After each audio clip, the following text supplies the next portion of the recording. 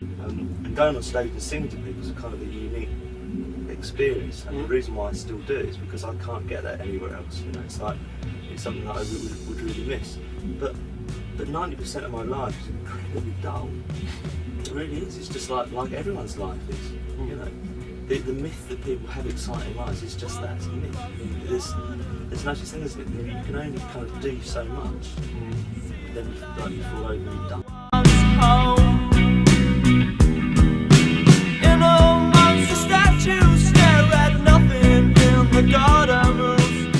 La ciudad de Crawley es una ciudad un tanto particular.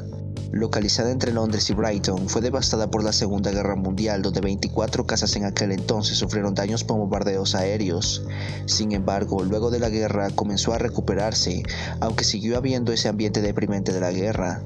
Crawley era una ciudad con poca brillantez en la música, pocas bandas eran importantes. Todo eso cambiaría cuando la familia Smith se mudó a Crawley. Robert Smith nació el 21 de abril de 1959 en Blackpool, Lancashire. Robert era el tercer hijo que tendría la familia Smith, detrás de su hermana Margaret, que nació en 1950, y su hermano hippie drogadicto Richard. La razón de su mudanza fue debido a que su padre, Alex Smith, obtuvo un trabajo en Crawley en una empresa farmacéutica llamada Upjohns. Robert siempre suele recordar Crawley como una ciudad grisácea y vacía, donde no hay casi nada allí. Desde pequeño cogió un gran gusto por la literatura, al punto que su padre llegó a pensar que sería escritor. Prefería sumergirse en la literatura francesa de Jean-Paul Sartre y Albert Camus, dos escritores existencialistas que inspiraron las primeras canciones de The Cure. Al inicio Robert quería ser futbolista, pero esa opinión cambió cuando a los 11 años fue llevado al Festival de White en 1970, donde vería tocar a Jimi Hendrix en vivo. Ese día su pensamiento de ser futbolista cambió y le compraron una guitarra que aprendió a tocar por su propia cuenta para convertirse en cantante.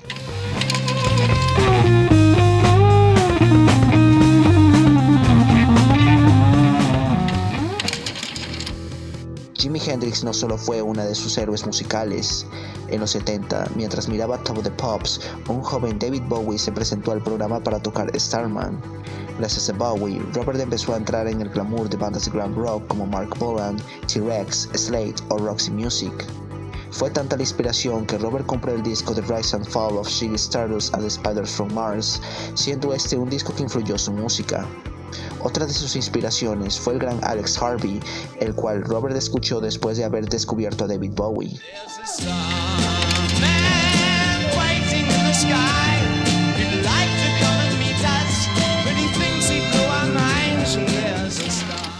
Robert creció en un ambiente firmemente católico, lo que resultó en su cuestionamiento hacia Dios y su existencia, algo evidente en obras como Faith.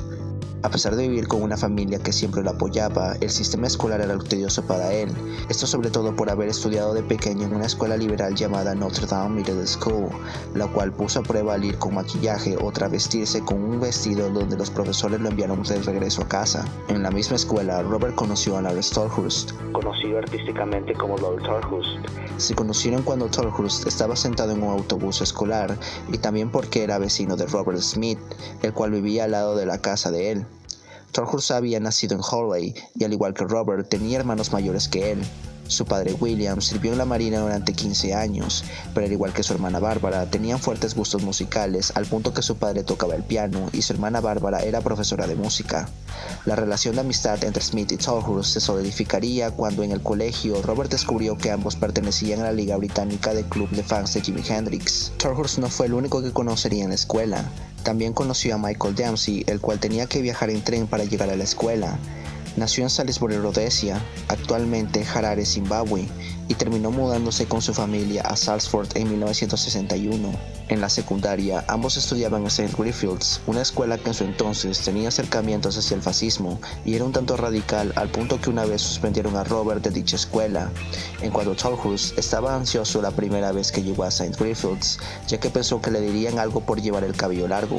Para 1973, Robert Smith fundó con su hermano Richard y varios amigos una banda llamada The Crawley Gold Band. El siguiente grupo fue llamado The Grove, principalmente porque era la única banda escolar que existía, así que necesitaban un nombre. No obstante, poco después Smith formó con Tolhurst, Michael Dempsey y sus amigos del colegio Marcy Gagno y Island Hill de Obelisk cuando estaban en clases de colegio. Algo interesante en Tolhurst es que no tenía ninguna experiencia tocando la batería. cosa que aprendió por su propia cuenta cuando le pidió a su hermano que le regalara un libro mientras vivía un tiempo en Australia. Con Michael Dempsey pasaba algo muy similar en el bajo. De hecho, Dempsey se hizo amigo de Robert cuando ambos descubrieron que tenían guitarras eléctricas. 1977 llegó, al igual que el punk, a Reino Unido, y para Robert Smith ese mundo era perfecto, ya que para él ser un punk significaba que no necesitaba ser un artista perfecto para tocar un instrumento. En su entonces que el punk llegó, The Obelisk cambió su nombre a Malice. A diferencia de otras ciudades como Londres o Nueva York, que eran la cuna del punk, Crowley estaba 10 años luz de ser la tierra del punk rock. No obstante, el hazlo tú mismo no pasó desapercibido para Malice. Sin embargo, mientras el punk emergió en la vida de Smith, Torhus, Dempsey y el resto de miembros, la ola del post-punk de bandas como Wire, Cancun 4 o Siouxsie and the Banshees terminaron influyendo la música de la banda. Una vez que Malice hiciera covers de Jimi Hendrix, Al Scarby y Thin Lizzy. Durante 1976, Malice empezó a ensayar en una iglesia y entraron nuevos miembros a la banda como su viejo amigo de la escuela llamado Graham. Para octubre de ese año, la banda tuvo un problema y era que se quedó sin su guitarrista Secagno. La razón fue debido a que Robert quería que la banda tuviera una dirección a la música de David Bowie y Alex Harvey, mientras que Secagno estaba influenciado del jazz. Su reemplazo terminó siendo Paul Thompson, conocido artísticamente como Paul Thompson. Thompson nació en Wimbledon, Londres. Su familia se había ido a vivir a Melbourne, Australia, en 1962 antes de irse a Crowley en 1964. Conoció a Malice cuando trabajaba de mesero en el aeropuerto cercano de Gatwick. Por lo general, se presentaba a los ensayos con su uniforme de camarero, que contrastaba fuertemente con su melena de cabello rizado salvaje, casi como Mark Boland, que fluía libremente. Thompson conocía a Torhus ya que estaba saliendo con su hermana, mientras que Smith lo conoció cuando trabajaba en el mostrador de una tienda de discos. Tras varios ensayos, Malice haría su primera gira en Crowley, en Turners Hill, una institución la cual se catalogaba como el monasterio benedicto inglés en un mundo cambiante. Luego la banda tocó en la empresa donde trabajaba su padre. Cuando dijeron que era una banda de punk, mucha gente se iba de los conciertos, pero a ellos les daba igual, ya que estaban haciendo lo que más les gustaba. Sin embargo, cuando Robert se dio cuenta que la banda no le iba muy bien en giras, tomó la decisión de separar a Malice.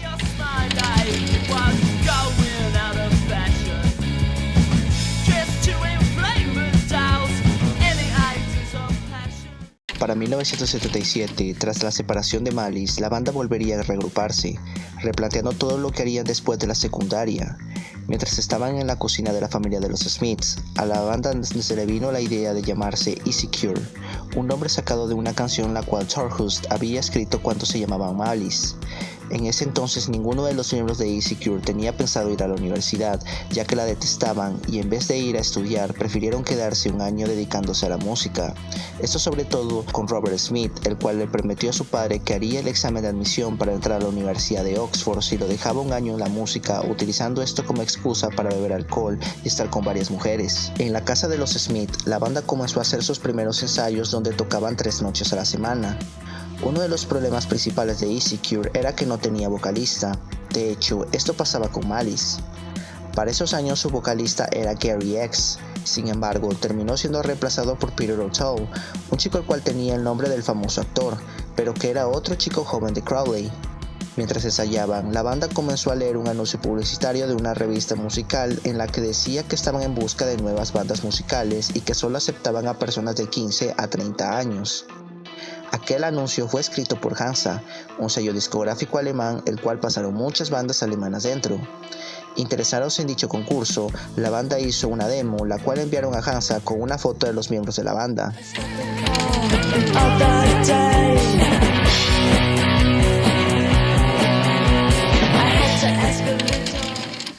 Para el entonces que la banda envió la cinta e hizo giras, hubieron ciertas tensiones entre Robert Smith y Paul Thompson, ya que a Thompson no le gustaba el sonido que tomó la banda y a Robert tampoco le gustó la forma de hacer música de Thompson. Tampoco a Robert le gustó que la mayoría de las veces el público viera a Easy Cure por Paul Thompson y su forma de tocar la guitarra. Todo esto llevó a que la banda pensara en su futuro. Sin embargo, ese día llegó una carta enviada para Robert Smith. Aquella carta decía: "Por favor, llame a Hansa urgentemente".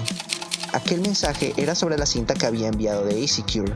El sello le encantó sobre todo su foto que había incluido dentro de la cinta. Smith llamó al número y se organizó una audición en Morgan Studios en Londres el 13 de mayo de 1977. Tras su instalación a Morgan Studios, Hansa le envió un contrato a The Easy Cure, ofreciéndoles un contrato de 5 años, donde más tarde la banda se lo pensó antes de firmar el contrato. Para septiembre de 1977, Peter O'Toole decidió dejar The Easy Cure, ya que consideraba que el rock and roll no era para él. Smith tomó una decisión clave. Pensó que también podría convertirse en cantante, aunque solo fuera porque no había nadie más que él conociera. Hubo un momento en el que la banda era solo instrumental, donde apenas Robert Smith podía mover la boca. Incluso tuvo que beber cerveza para poder lubricar sus cuerdas vocales y aliviar su miedo escénico, algo que le ayudó. Pero aún así, la cerveza no hizo el mismo efecto en su cerebro, olvidando incluso las letras de sus canciones.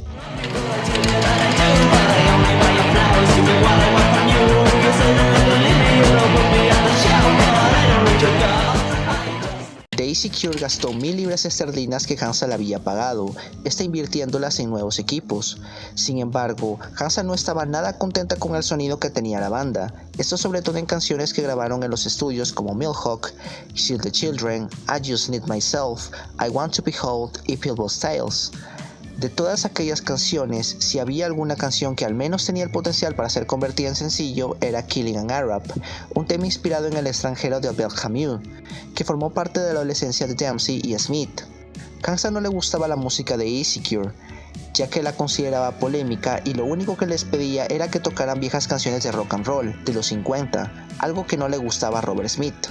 Para el 19 de febrero la banda tuvo otra gira en The Rocket, esta vez acompañado de otra banda de punk llamada Lockjaw, en la que tocaba un joven bajista llamado Simon Gallup. Gallup nació en Doxhurst, Surrey, el 1 de junio de 1960. Antes de cruzarse con The Easy Cure, trabajaba en una fábrica de plásticos. Gallup en ese entonces llegó a conocer a Lord Torhust, principalmente por la reputación que tenía en su entonces. Lockjaw, al igual que The Easy Cure, sufrió una dura introducción a la industria de la música. Enviaron una cinta de demostración a un sello llamado Raw Records, quien, en palabras de Gallup, ellos pensaron que éramos una banda suburbana realmente buena, pero en realidad éramos una mierda. Al firmar por Raw Records, presentaron su sencillo llamado Radio Call Sign.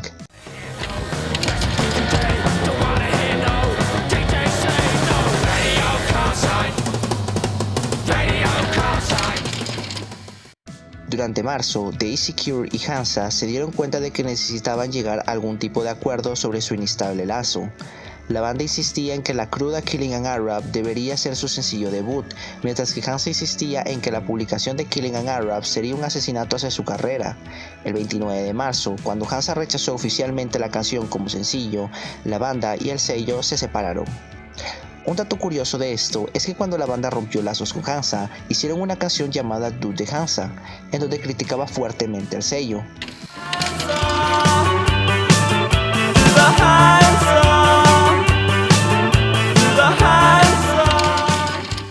Tras The Easy Cure dejar Hansa, la banda continuó haciendo giras donde incluso el mismo Smith empezó a descubrir el nuevo sonido que quería para la banda cuando escuchaba artistas de New Wave como Elvis Costello.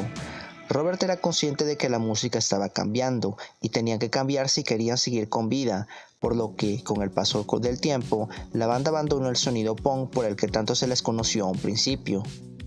También volvieron las tensiones entre Robert Smith y Paul Thompson, del que estaba cansado por su forma de tocar la guitarra, esto sumándole a que Thompson estaba saliendo a escondidas con la hermana menor de Robert, algo que le molestó al punto que como consecuencia, un día Smith, sin decirle nada a Thompson de cuándo volverían a ensayar, decidieron ensayar sin él.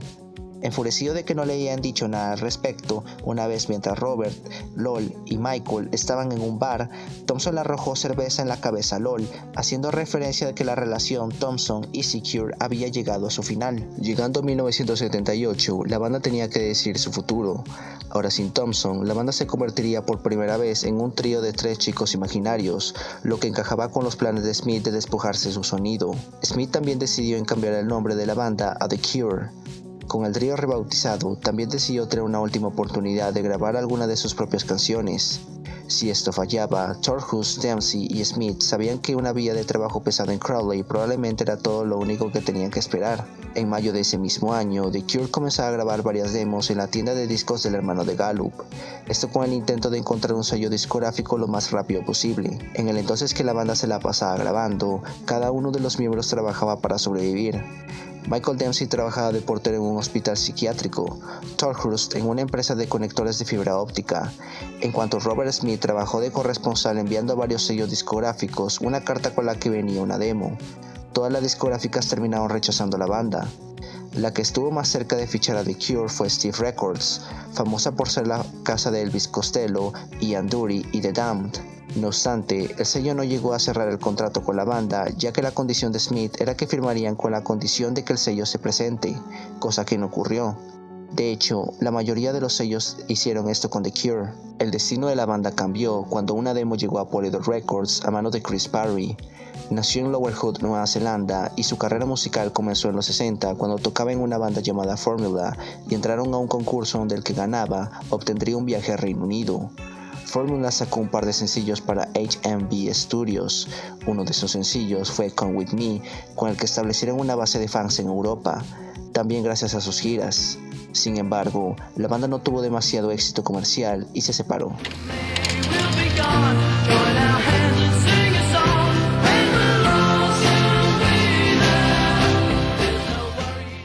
Cuando la banda se separó en 1971, Parry tomó la decisión de quedarse a vivir en Londres ya que había más oportunidades. Estudió marketing durante un tiempo y poco después se fue a trabajar a Phonogram Studios, empresa que poseía y distribuía varios sellos discográficos diferentes. Poco después de eso se convirtió en A&R gracias a sus buenas relaciones con Wayne Bickerton, que trabajaba en Polydor Records. Como A&R, Parry tenía la misión de descubrir varias bandas y ficharlas para Polydor.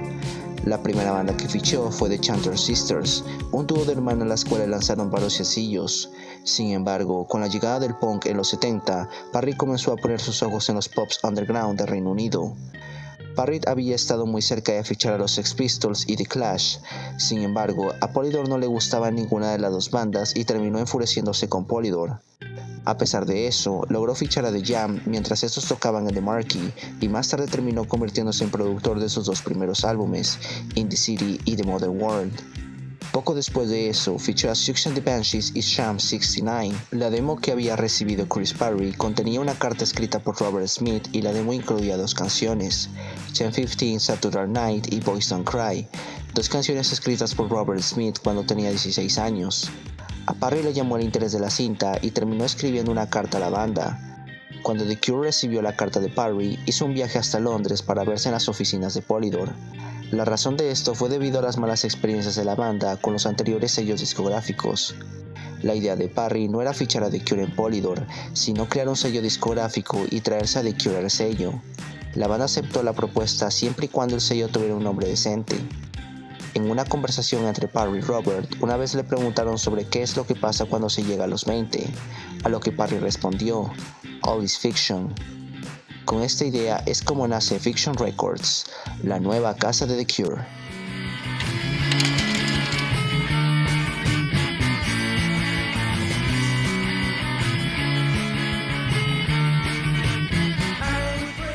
Chris Parry tenía una misión. Aquella misión era dejar a The Cure dentro de la escena internacional. Para ello debía hacer marketing suficiente antes de lanzar su álbum debut. Parry llevó a The Cure a Morgan Studios, sitio donde empezaron a grabar varias canciones. El proceso de grabación era complejo. Para mantener bajo los costos de grabación, la banda hacía canciones durante la noche hasta las 5:30 de la mañana. También Parry contrató a Mike Hatches, un inexperto ingeniero de sonido, el cual conoció a la banda en octubre de 1978. Había mucha tensión en la banda, desde un ingeniero de sonido con poca experiencia hasta una banda demasiado joven la cual no sabía cuál sería su camino.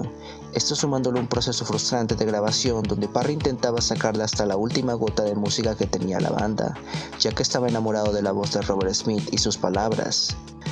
Hubo un momento donde Robert estaba molesto ya que terminaron reemplazando su guitarra por otra. La razón de esto era debido a que su vieja guitarra tenía un sonido muy pesado y distorsionado. También porque mientras se grababan las canciones, en algunas el sonido de la guitarra le daba un sonido pésimo a las canciones. Robert no quería reemplazar para nada su vieja guitarra, ya que le daba más seguridad al tocarla.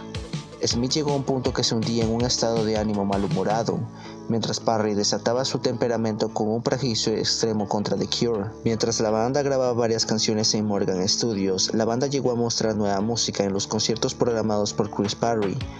El primero de estos conciertos fue en The Rocket y el otro en Larkers Hotel. La idea de esto era que se presentara a la prensa musical como New Musical Express, ya que era poco probable que la prensa los convirtiera en estrellas de portada si hubieran tocado en otro lugar. Barry también le reservó un par de shows con Wire en la Universidad de Kent el 5 de octubre y la noche siguiente en el Politécnico de Londres. Los viajes a los conciertos para la banda eran horribles y ganaban una miseria a pesar de llenar los conciertos. The Cure tenía que irse en una camioneta hasta los conciertos. A veces ni se presentaban a las presentaciones. Con el paso del tiempo, las cosas se solucionaron cuando conocieron a un chofer llamado Phil, el cual los empezó a llevar en una camioneta. También tocó con otras bandas de apoyo como United Kingdom Subs, una banda de punk la cual quería a Tolhurst en la banda. Sin embargo, terminó rechazándolos y Generation X, la famosa banda que hizo conocido a Billy Idol, y lo mandó al estrellato. En aquel concierto con Gen X, la banda tuvo que pagar 25 libras esterlinas por usar el sistema de iluminación y sonido de Generation X, algo que los dejó sorprendidos. Como no podían pagar ese dinero, llevaron sus propios amplificadores y operaron el sistema de luz y sonido con la ayuda de un Rory y el estímulo de la audiencia.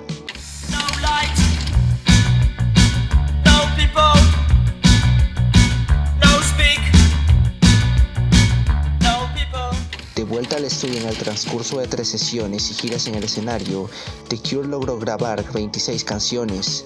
Su última grabación fue el 25 de octubre, después de un espectáculo poco inspirador en Londres. Tras varias sesiones de grabación, la banda sacó su primera sesión de grabación presentada por John Peel. Peel era un veterano de la estación Wonderful de Londres, el cual se unió a la BBC en 1967, haciendo sesiones a bandas importantes como Captain Beefheart, T-Rex, Undertones, Sex Pistols y Joy Division. Al igual que todas estas bandas, The Cure fue uno de los muchos actos de mentalidad independiente que Peel defendería no solo en la etapa de aprendizaje de la banda, sino a lo largo de su vida musical. Aquella sesión era el sello de credibilidad que necesitaba la banda.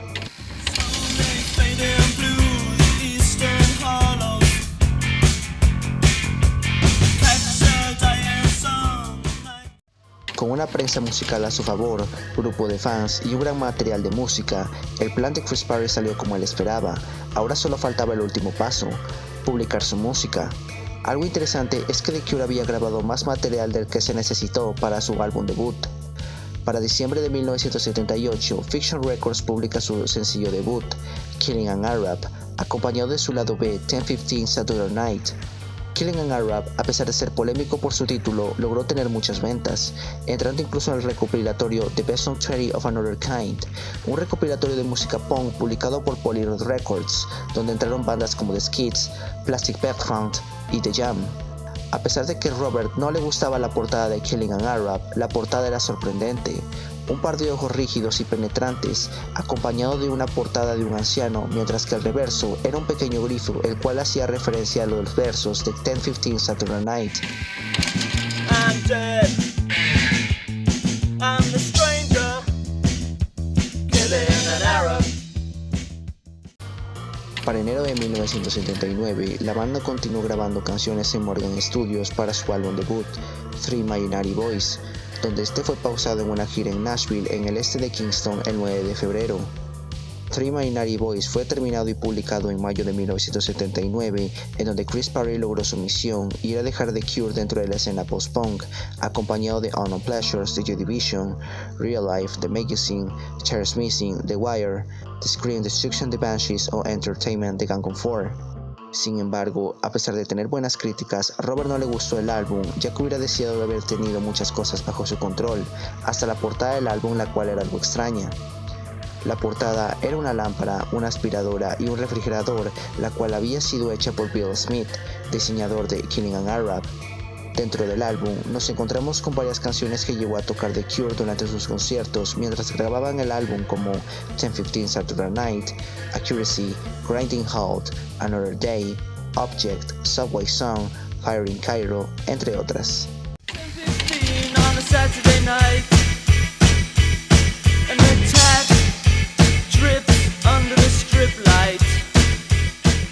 Aquellos 3 chicos imaginarios habían entrado dentro de la escena musical y ahora eran conocidos.